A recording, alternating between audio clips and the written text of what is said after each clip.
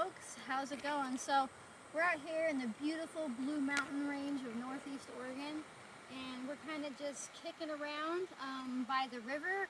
It's, I don't know, like 5 or 6 o'clock in the evening, and it's finally not like 118 degrees out. So we're just out walking about, and I came across my friend Evening Primrose, and I thought, you know what, I don't think I've ever introduced you to her, and you should definitely get to know Evening Primrose. Now, a lot of you might be thinking, I know Evening Primrose. I know Evening Primrose oil, and she's for people who are going through menopause, right? She's for hormonal support and stuff like that. That's what people think of when they think of Evening Primrose. But she wants you to know there is so much more to her that you can know.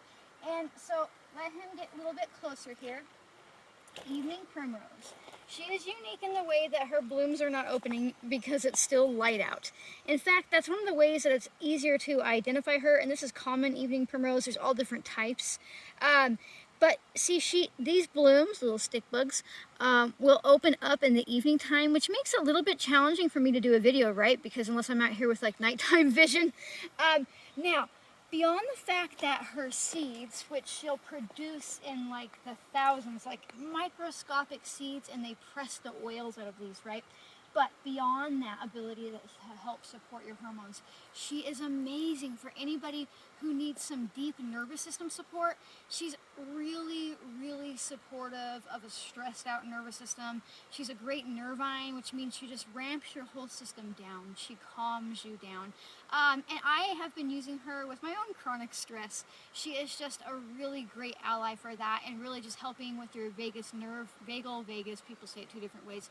Your nerve that helps you calm down and can get out of tone and just doesn't really communicate with the rest of your body. It's like the master herb in your entire, or master nerve in your entire body. And Evening Primrose is fantastic for tightening and toning and just really stimulating those "it's okay, we're safe now" feelings. But beyond that, she's also a really fantastic antispasmodic, meaning like if you're having bad cramps or muscle cramps, or you get tension-related headaches and things like that, your whole body is just clenched. Now, some people, when you have anxiety, like your tongue is in the roof of your mouth, your legs are crossed, you're like this, your whole body is clenched, right? It's a really common thing with anxiety and stress. And she, with her antispasmodic, not only with her nervines helping to calm us down, is like, whoa, unclench. Unclench. Let your body unclench. But she's also really fantastic for gut health. In particular, if you're using her as a nourishing herbal infusion or a tea, she's really great because she's got mucosal properties that go in there and coat lost that word, your gut lining, and really help calm down inflammation. She is just a really amazing ally to have, and she does so much more than help. I don't like to say balance hormones, because if your hormones were balanced, you would die, because they're always in fluctuation at all hours of the day, right? But she does help support like the proper functioning of our hormones, right? Especially anybody who's got a female body. She's just really, really amazing for women. But externally, you can make an oil out of her as well, and she's really good for wound healing. She's really great for sore muscles. She is just a fantastic ally, so much more beyond the cultivation of her first seeds to make Evening Primrose oil. And arguably, that oil is probably a PUFA, which means it's like not good for your body. It's inflammatory, it's oxidated, you know, it's just not great. So I don't really use Evening Primrose oil, but I will use her. The entire plant is edible. She's a traditional food. She grows all over the world by this point. She's native to the US, parts of Europe. There's all different varieties of her.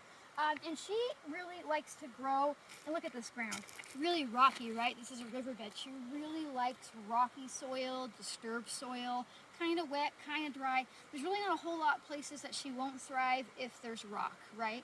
And we're in high mountain desert, so it's all green here, but also like the other day it was 118 degrees Fahrenheit, and she's still just like trucking along, right? But again, part of identifying her, and I'll have him get close, is definitely these blooms. So if you come out day after day and you don't see these blooms open, and I can tell that these blooms did get zapped a little bit by the heat, but still, if you come day after day after day and this plant that you think might be Evening Primrose still hasn't bloomed, that's a really good indicator that she is evening primrose, right? Because the thing is, these are not going to open during the day. They open in the evening, and they're a really important food source for particular types of moths. It's really amazing. And so the whole plant, all of her, she's entirely usable. I like to make a tincture out of her as well, and I'm always working with fresh plant matter to do that. I like to just harvest the whole thing. You're going to use the stems, the blooms, the leaves, everything. Some people even dig up the roots in the spring and eat them.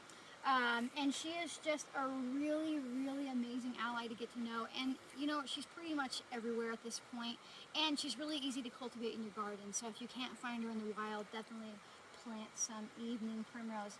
Now, of course, the thing that's most important that you know, to tell you, I always mess up the ending, is that you are absolutely smart enough to do this.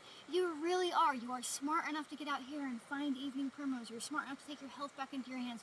You can learn these plants one plant at a time without spending thousands of dollars to do this. Just trust in yourself, trust in your intuition, and allow patience for the process, right? If you're only learning 1 or 2 plants a year, that's completely fine. You will have a deeper relationship than the person that tries to learn 15, 20, 30 plants in a year that isn't out here finding them, learning them, and building a relationship with them. So, if you like my random videos, make sure to find me on YouTube if you're watching on Instagram. Find me on Instagram if you're watching on YouTube. Like, comment, subscribe, and share. Sharing is really important because it lets other people know that they're smart enough to do this too. You'd be surprised how many thousands of people I've heard over the years be like, I just needed permission. I just needed somebody to tell me that I'm allowed to do this, right? That I'm capable of doing this. And you know what? You totally are. Here's your permission. Go out there and learn about herbs because you are completely capable of doing this, all right? So that's Evening Primrose. Thanks for watching, and I'll see you next time. Bye.